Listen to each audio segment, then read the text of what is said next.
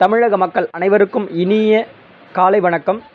October 11, 2025 சனிக்கிழமை காலை சரியாக 11:30 மணிக்கு இந்த வானிலை அறிக்கையானது பதிவு செய்யப்படுகிறது. அதிகாரப்பூர்வ அறிக்கைக்கு இந்திய வானிலை அறிக்கையை பார்க்கும். இது உங்கள் ஏஜிஸ் வெதர் அப்டேட் சேனல். நம்ம சேனலுக்கு யாராவது புதுசாக இருக்கீங்கன்னா கண்டிப்பாக சப்ஸ்கிரைப் அண்ட் லைக் பண்ணிவிட்டு பாருங்கள்.